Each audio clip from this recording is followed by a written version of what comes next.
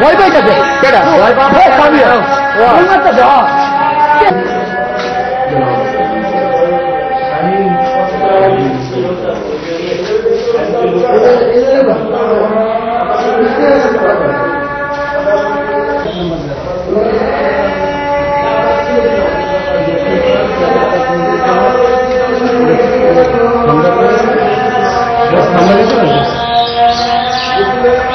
Colour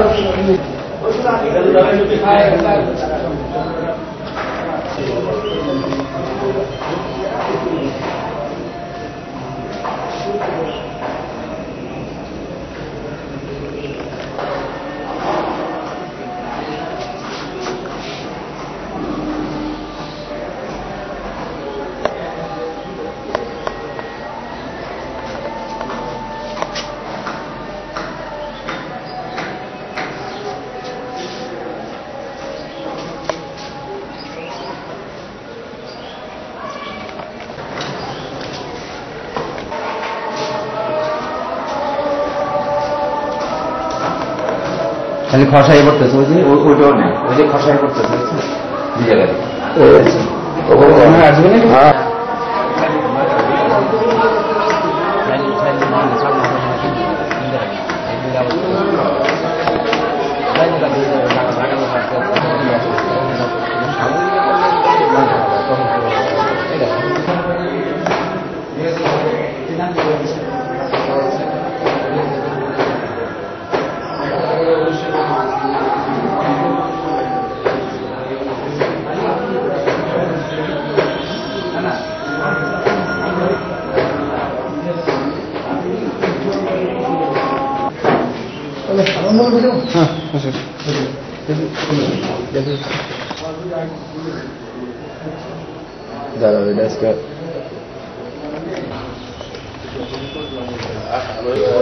private স্কুলে তো খুব দরাজীর্ণ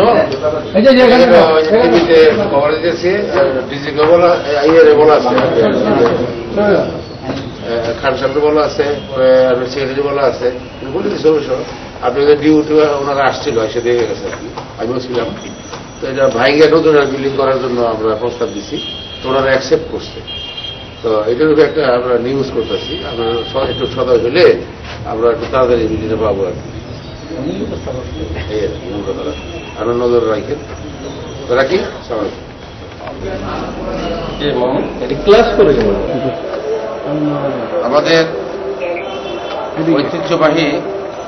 দক্ষিণখান আদর্শ ইউনিয়ন পরিষদের দক্ষিণখান ইউনিয়ন ভূখণ্ডের মধ্যে আবার প্রথম থেকে বলেন এখানে বলবেন দক্ষিণখান প্রাণকেন্দ্র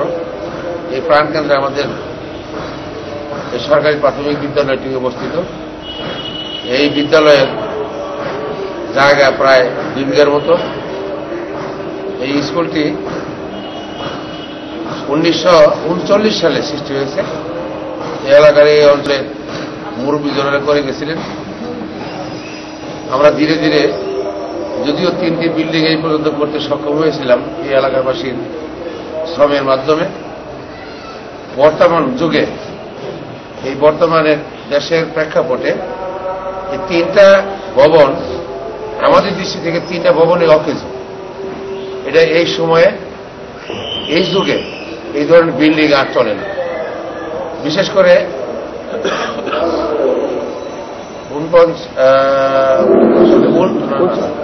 89 সালে যে বিল্ডিংটা হয়েছিল সেই বিল্ডিংটা আমার পিছনে যে বিল্ডিংটা খুবই জ্বলার জন্য একদম এত নষ্ট হয়েছে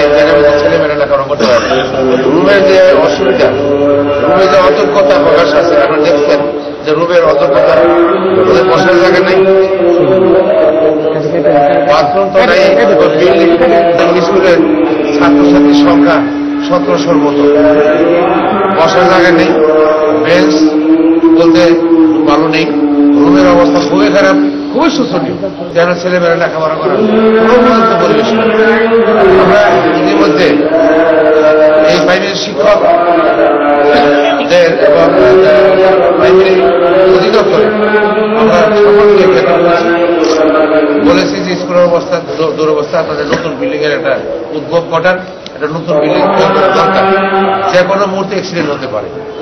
এটা বারবার অন্য জায়গায় বলা হয়েছে। আজকে আমি আপনাদের মাধ্যমে বলতে চাই যে এই কর্তৃপক্ষ প্রাইমারি শিক্ষা যে বিস্তারের ক্ষেত্রে বর্তমান সরকারের যে প্রচেষ্টা, যে নিয়ম পদ্ধতি সুবিধা দিয়া প্রাইমারি শিক্ষার ব্যবস্থাতে সুন্দর করা হয়েছে, এটা দেশবাসী খুশি এবং আমরাও খুশি। আমি আনন্দের চিত্তে জানাই যে এই সরকারের ভাবমূর্তি অক্ষুণ্ণ রাখার জন্য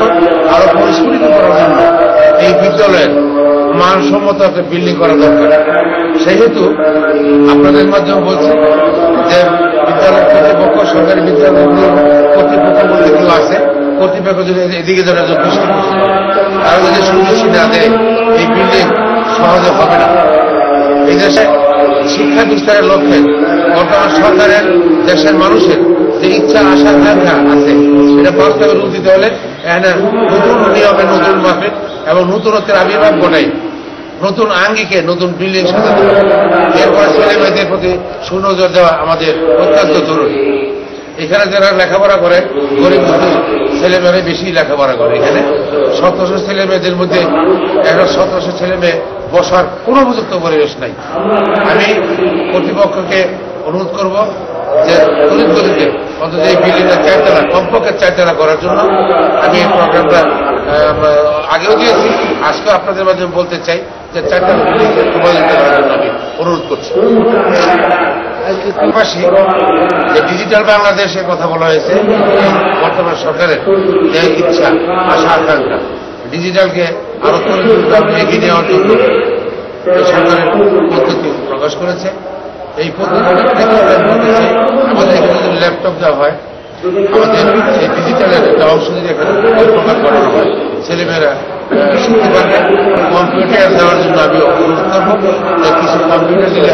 ছেলেমেয়েরা সেই একাগ্র চিত্তে লেখাপড়ার মানসম্মত লেখাপড়া করতে পারবে বলে আমি বিশ্বাস করি।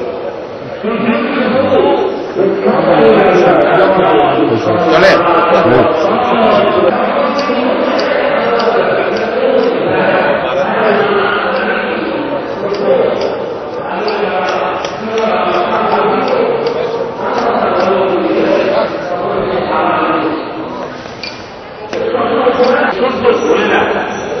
চন্দন ধরে না